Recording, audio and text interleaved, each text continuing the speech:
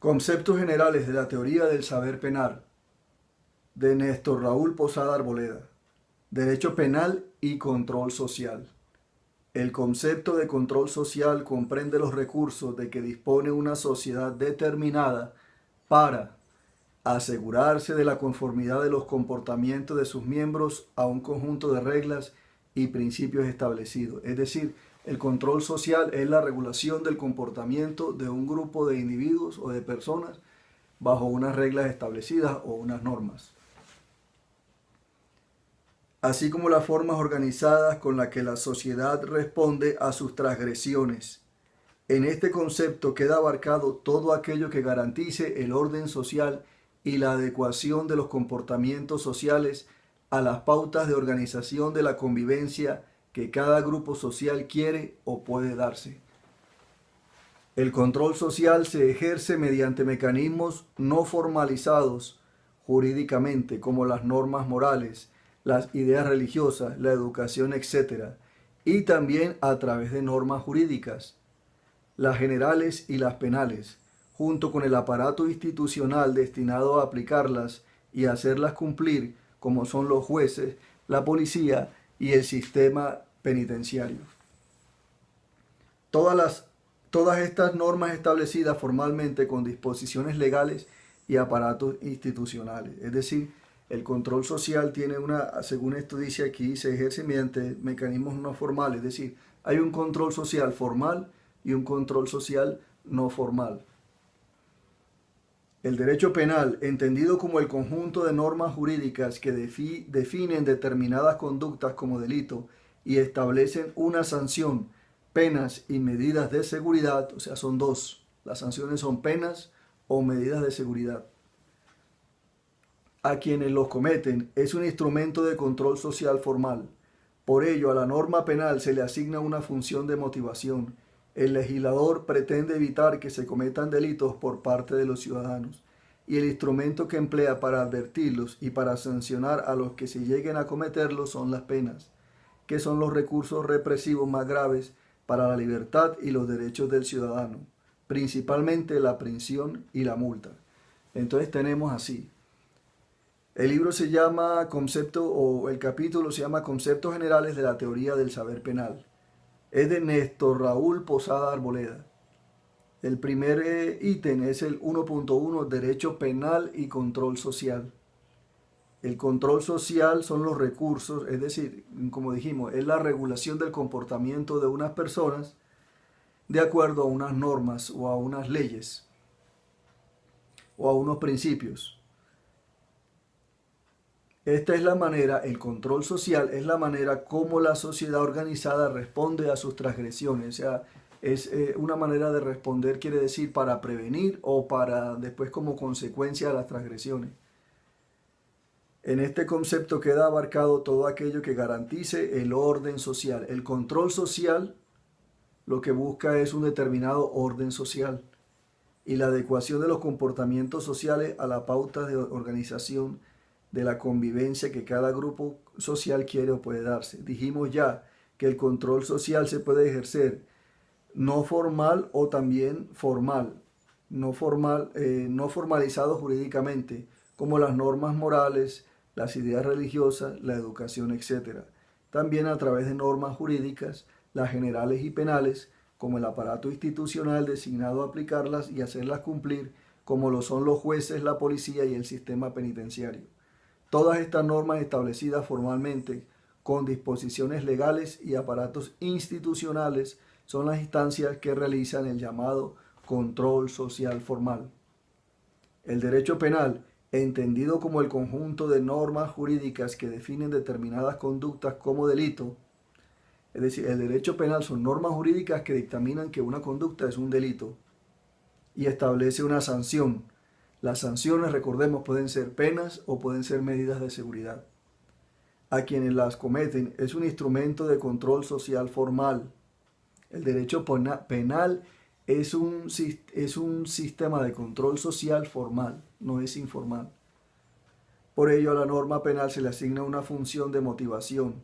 El legislador pretende evitar, motivación quiere decir que cuando pone la norma y pone la sanción que ésta lleva, lo que intenta es no solamente cómo responder ante el delito ya causado, sino cómo anticiparse, advertirle, motivar a las personas a que no hagan el delito debido a las consecuencias que éste le va a traer.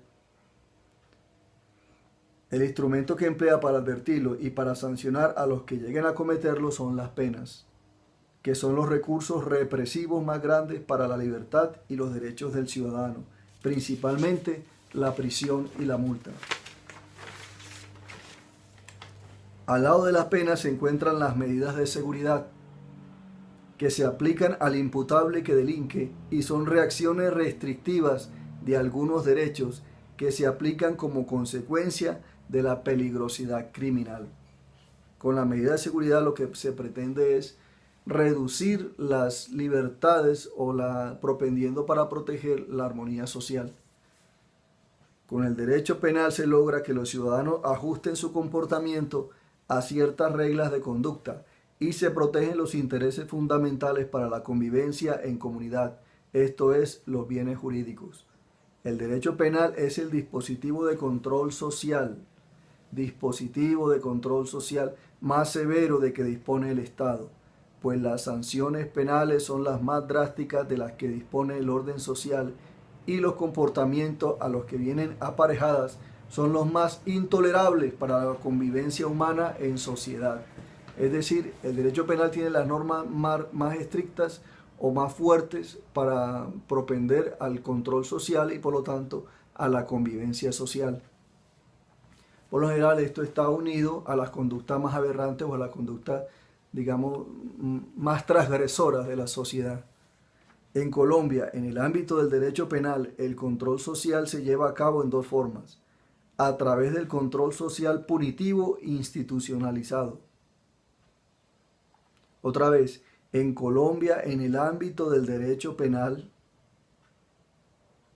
el control social se lleva a cabo en dos formas: a través del control social punitivo institucionalizado, ejercido por las distintas agencias estatales, o del denominado sistema penal, que comprende el conjunto de normas, instituciones, procedimientos, sedes de juzgados y tribunales, centros penitenciarios y los agentes que operan en el sistema y lo hacen funcionar, y el control social no institucionalizado.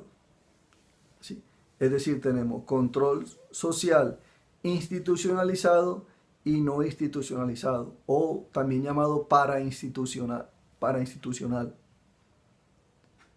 o subterráneo, que se ejerce mediante grupos armados al margen de la ley a través de conductas ilícitas.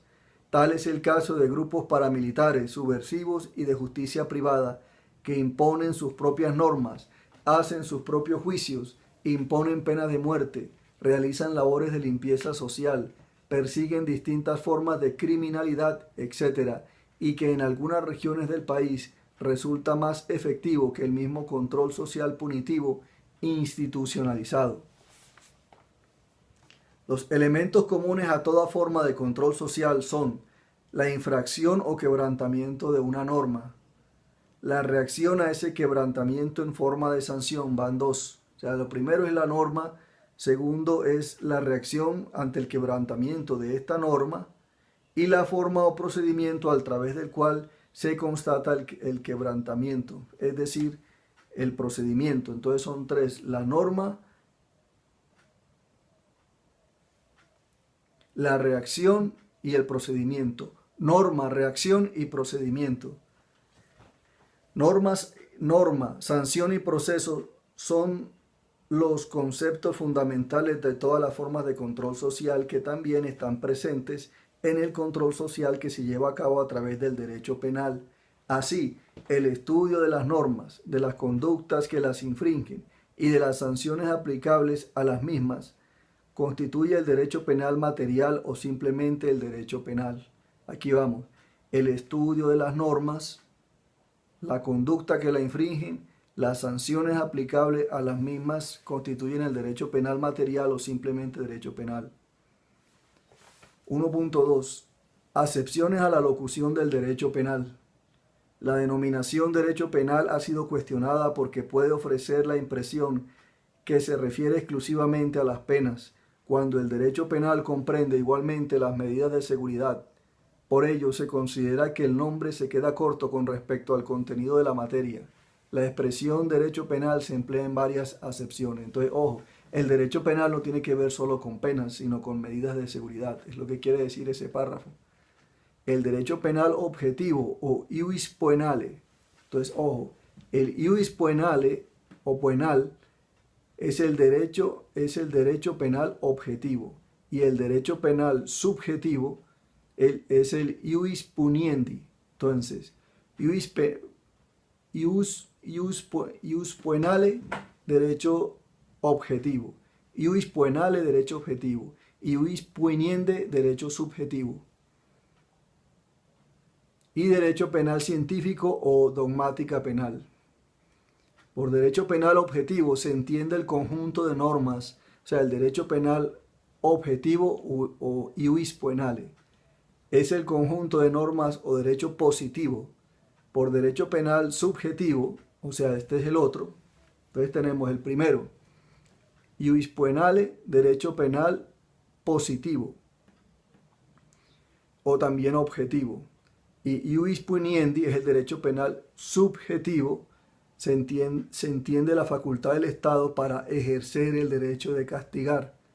La facultad del Estado para castigar.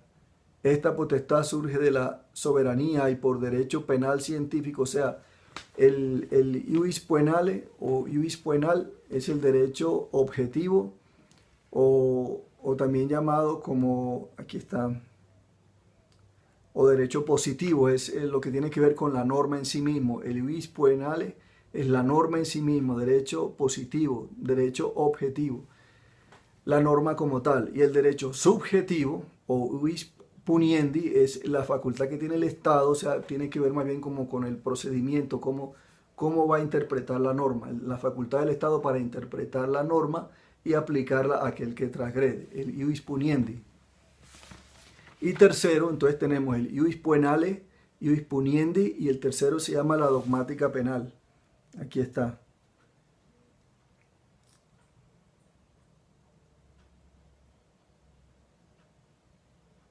Derecho penal científico se entiende aquella disciplina que estudia el derecho positivo de manera sistemática. Entramos a estudiar cada una de estas nociones. Derecho penal objetivo o ius poenal. Objetivo. El derecho penal desde el punto de vista objetivo, que también lo llamamos aquí derecho positivo, derecho penal positivo, puede ser definido como el conjunto de normas de derecho positivo referidas al delito. Conjunto de normas de derecho positivo referidas al delito, al sujeto responsable de su realización y a las consecuencias del delito. O sea, es la norma como tal. Esto es a las penas y las medidas de seguridad. Es aquella parte del ordenamiento jurídico que determina las características del hecho delictivo, lo que comprendería la teoría del delito e individualiza al sujeto que lo realizó, a lo que se refiere la teoría del sujeto responsable, imponiéndole por su hecho una pena o medida de seguridad, lo que abarca la teoría de la determinación de la pena. Expresar que el derecho penal objetivo es un conjunto de normas jurídicas significa afirmar su positividad. Esto es su carácter obligatorio. Las normas penales se imponen a todos los ciudadanos, incluso a quienes no las compartan. Las normas que integran el derecho penal positivo no solo son legales, sino también constitucionales e internacionales. Entonces, otra vez, el derecho penal, el ius poenale o derecho penal objetivo, es el conjunto de normas de derecho positivo referidas al delito, al sujeto responsable de su realización y a las consecuencias del delito, las penas y medidas de seguridad. Parte de la definición dice, es aquella parte del ordenamiento jurídico que determina las características del hecho delictivo, lo que comprende la teoría del delito, e individualiza al sujeto que lo realizó, a lo que se refiere la teoría del sujeto responsable. Muy bien, No solo forman parte del derecho penal positivo las normas que contienen el supuesto de hecho y las consecuencias jurídicas completas, sino también las que regulan conceptos básicos, directrices o principios generales incompletas. La norma penal de un Estado social y democrático de derecho está íntimamente vinculada a la realidad social. Surge de la realidad social como producto de los procesos interactivos que tienen lugar en su seno y son recogidos por las instancias políticas encargadas de formalizarlas en preceptos legales. De ahí su carácter cambiante. La norma tiene su origen en la realidad social, que es orgánica y cambiante. Del mismo modo que tienen ese origen también los bienes jurídicos. Recordemos que los bienes jurídicos son aquellos derechos que tengo yo dentro de la sociedad y que el Estado protege. La norma está al servicio de la protección de bienes jurídicos que son, a su vez, fuente de validez material. Por eso aparecen indisolublemente ligados a la norma y bienes jurídicos como la libertad, la vida, la salud, el medio ambiente, etc. Resulta esencial para la exigencia de responsabilidad penal la lesión del bien jurídico, principio de lesividad. La norma penal no solo contiene prohibiciones o mandatos, es decir, obligaciones de hacer y de no hacer, sino también normas permisivas, o sea, lo que se permite hacer. Derecho penal subjetivo o ius puniendi. Es la potestad del Estado para dictar leyes del derecho penal, imponerlas judicialmente y ejecutar las sentencias correspondientes. O sea que el derecho, el ius puniendi o derecho subjetivo viene siendo como la parte legislativa del derecho penal. Y el ius penale viene siendo como la parte judicial del derecho penal. El derecho penal subjetivo o ius puniendi es la facultad penal del Estado en virtud de la cual puede declarar punibles determinados hechos a los que impone penas o medidas de seguridad. Ello es entonces expresión del poder único y exclusivo del Estado para ejercer la violencia legítima. Aquí recordamos a Max Weber. Es al Estado a quien corresponde el monopolio de la pena y de la prohibición de las conductas, a quien corresponde el monopolio de la restricción de la libertad. Esta restricción ha de ser la mínima imprescindible para hacer efectiva las libertades de los demás ciudadanos.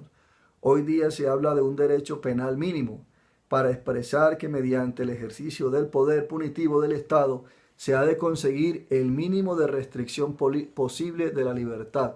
Es decir, la finalidad del derecho penal no es restringir la libertad de las personas, sino, ya lo veremos más adelante, la reformación del individuo dentro de la sociedad. Frente al interrogante, ¿por qué se puede castigar o imponer sanciones penales? Se ha esbozado tres respuestas. La primera considera que se puede castigar por la necesidad de realizar justicia por medio de la pena. Teorías absolutas. La segunda nos dice que se sanciona por la necesidad de proteger a la sociedad, teoría relativa o preventiva. Y la tercera sostiene que se castiga para realizar la justicia y proteger a la sociedad, teorías mixtas. Esta última constituye el fundamento funcional o material del ius puniendi en Colombia, o sea, la teoría mixta. De conformidad con el artículo 4 del Código Penal. El derecho penal tiene su razón de ser en que constituye un medio imprescindible para posibilitar la vida en comunidad. El derecho penal constituye una necesidad irrenunciable.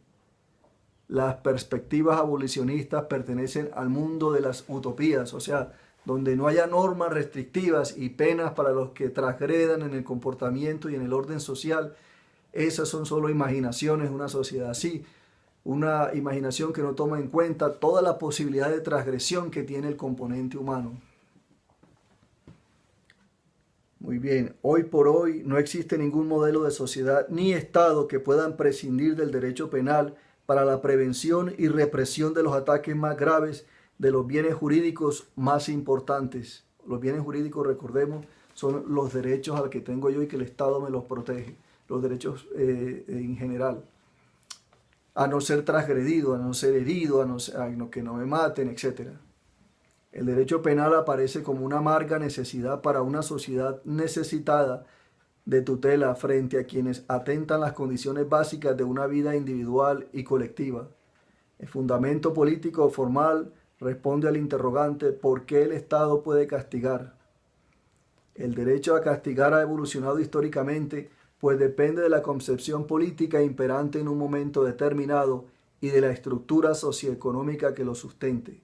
Así, en el Estado absolutista, el derecho de castigar se justificaba porque el Estado, por medio del rey o monarca, era el depositario de la voluntad divina que le confería potestad de reprimir el mal. Se trataba de una potestad punitiva de índole metajurídica y divina. El ius puniendi daba origen al ius poenale o derecho penal objetivo en el Estado liberal clásico. La facultad de castigar le surge al Estado del contrato en el Estado liberal clásico, la facultad de castigar le surge al Estado del contrato social, ya no es una cuestión divina. Y solo el legislador podrá imponer penas, pues era el único que representaba a todos los hombres unidos por ese pacto de contrato social, que se explica a partir del derecho natural, del utilitarismo o a partir de las categorías relacionadas absolutas. El ius puniendi, o sea, la facultad del Estado de ejercer, la facultad que tiene el Estado de ejercer el derecho penal, o derecho a castigar, nacía del derecho penal objetivo, es decir, primero la norma y después la facultad. En el Estado liberal intervencionista, el Estado estaba obligado a ejercer la función punitiva en defensa de la sociedad. La degeneración sufrida en los regímenes autoritarios de comienzos del siglo XX, nazismo y fascismo, para los cuales el ente estatal se encarnaba en el jefe de Estado y el derecho era instrumento de sus designios, lleva a un extremo ejercicio el ius puniendi, o sea, como a un abuso, como a un exceso del ius puniendi de cómo va a interpretar la norma. La norma dice esto y en el ius puniendi decía, bueno, ¿qué significa esa norma y cómo la interpretamos? Retornando así a la concepción absolutista, o sea, el contrato social, que ya era una evolución, en el caso de los nazis casi que pasó otra vez como si fuera un monarca, solamente que tenía ya un protocolo, pero retornaba a lo mismo. En el Estado social y democrático de derecho, que surge después de la Segunda Guerra Mundial, el fin primordial era fijar unos límites claros a la intervención estatal, o sea, tiene unos límites que permitieron profundizar en los derechos humanos y legitimar su acción sobre una base democrática y participativa, a partir de una finalidad garantista del derecho penal. El fundamento del derecho de castigar radicaba tanto en la regulación de la vida social como en los principios consagrados en la Constitución, que son los mismos del Estado democrático. En el Estado constitucional, que corresponde a finales del siglo XX y comienzos del siglo XXI, el imperio de la ley cede su supremacía a la Constitución política. El fundamento del ius puniendi no puede ser otro que el propio de un Estado social, no un Estado, sino Estado social y democrático de derecho, organizado en forma de república unitaria, democrática, participativa y pluralista, fundado en el respeto de la dignidad humana. Artículo 1 de la Constitución Política. En este caso de Colombia. El ius puniendi solo puede fundamentarse en un derecho penal mínimo de garantías para el logro de dichos cometidos. Al respecto ha dicho la Corte Constitucional de Colombia. El ejercicio del poder punitivo está sujeto a restricciones constitucionales, tanto en lo que respecta a la tipificación como a la sanción. O sea, a lo que es derecho y a lo que se le hace, a lo que es el derecho, cómo se rompe ese derecho y cómo se procesa entonces la consecuencia de eso. No podrán tipificarse conductas que desconozcan los derechos fundamentales, que no resulten idóneas para proteger bienes constitucionales o que resulten desproporcionados o irrazonables. Lo mismo puede predicarse de las sanciones. Lo que legitima el ejercicio del ius puniendi es, primero, que es necesario para el mantenimiento del orden social que una determinada conducta esté tipificada por el legislador como delictiva y que su realización esté amenazada con una pena de determinada intensidad. Segundo, que sea necesario que el comportamiento de un ciudadano que ha realizado la conducta prevista por la ley como delictiva sea castigado con una determinada intensidad de pena. Y tercero, que sea necesario que el condenado a una pena sufra en sus bienes una privación de esa intensidad, o sea, equivalente a esa magnitud. O sea, estamos viendo ya como un equilibrio, un equilibrio racional y no una cosa desproporcionada ni caprichosa. En un Estado social de derecho, cualquier poder emana de las normas y éstas, al mismo tiempo que lo otorgan, lo limitan. Las normas otorgan el derecho y también lo limitan. El poder no puede ir más allá de donde lo permita la norma que lo crea. El ejercicio de la potestad punitiva tiene unos límites o controles que pueden derivarse del fundamento material. Miran el contenido del ius puniendi. Y son los principios de la dignidad humana, igualdad ante la ley y sanciones penales, proporcionalidad, necesidad y razonabilidad. Teleología de las sanciones penales, fin de las penas y de las medidas de seguridad, conducta punible, acto, lesividad o antijuridicidad material y culpabilidad. De igual manera existen límites derivados del fundamento formal. Miran los presupuestos y condiciones para el ejercicio del ius puniendi. Y son los principios de legalidad. Comprende prohibición de retroactividad de la ley penal desfavorable. Ya voy a explicar cada uno de estos puntos paso por paso. Prohibición de analogía desfavorable. Debido proceso, juez natural. Tipicidad o determinación y prohibición de doble incriminación. Estos principios están consagrados en el título primero del Código Penal con el rótulo de normas rectoras de la Ley Penal colombiana y serán desarrollados en el acápite 8. Derecho penal científico o dogmática penal. Esa es la tercera parte. Recuerden que llevamos ius penal, ius puniendi y ahora viene derecho penal científico o la dogmática penal.